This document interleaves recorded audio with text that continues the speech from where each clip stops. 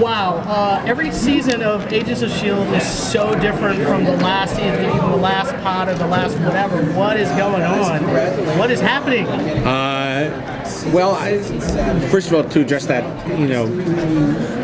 Marvel Television always gets its inspirations at the end of the day from the publishing division, and if you're a comic book reader, it's always interesting when you sort of tell a story and then you complete the story and then you leave a little dangling threads and you take your characters and then you do another one. They're just sort of volumes, and I think that's one of the things that Jeph and Jed and Marissa have managed to do for now 7 seasons is every single time the season begins, there's a long conversation between us all about, okay, what's the season going to be about, and how's that going to affect each one of our characters?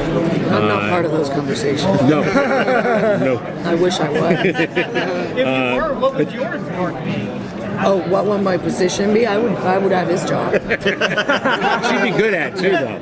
What would your arc for YoYo be? Oh, I love the arc. I mean, season 5 to me was one of the most special challenges I've had as an actor. Having the arms cut off, getting to act with yourself.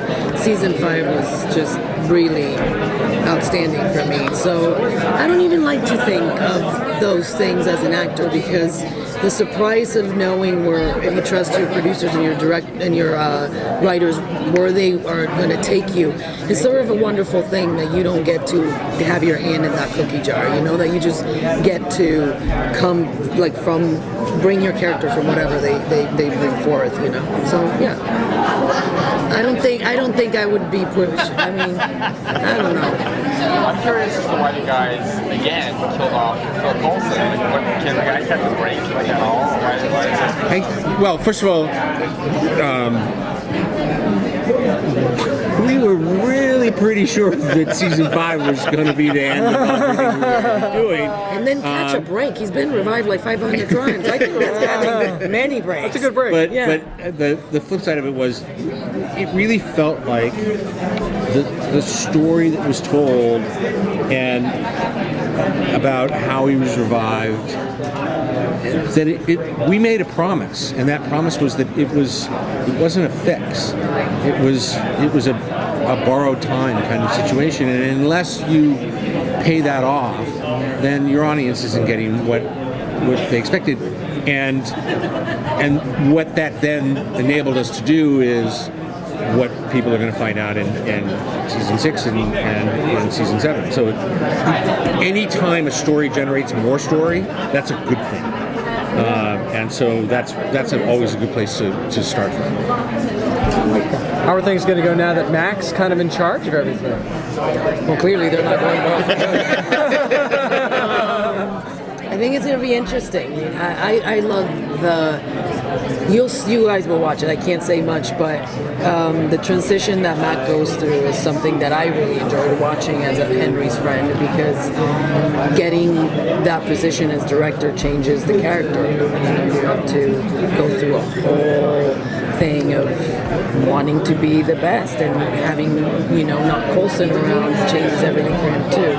So it's going to be a challenge for all. It's going to be, I think, great to watch, S.H.I.E.L.D. have a new director and watch how we all kind of respond to that, how it changes things around.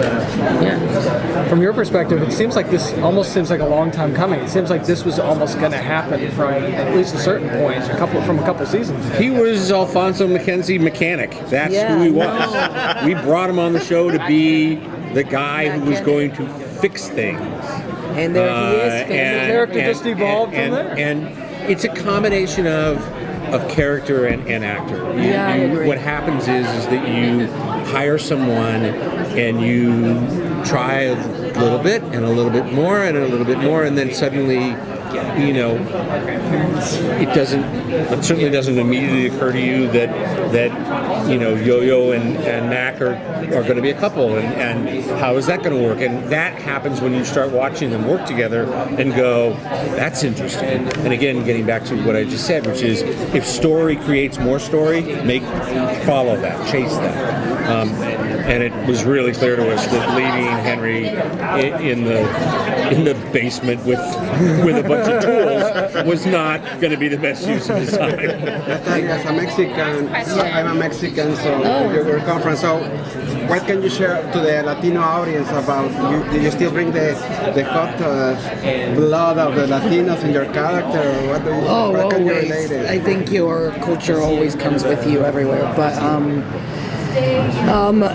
Mexico is a very patriarch, macho-driven country. Strong women are not quite as hailed as they are now in other places in the world.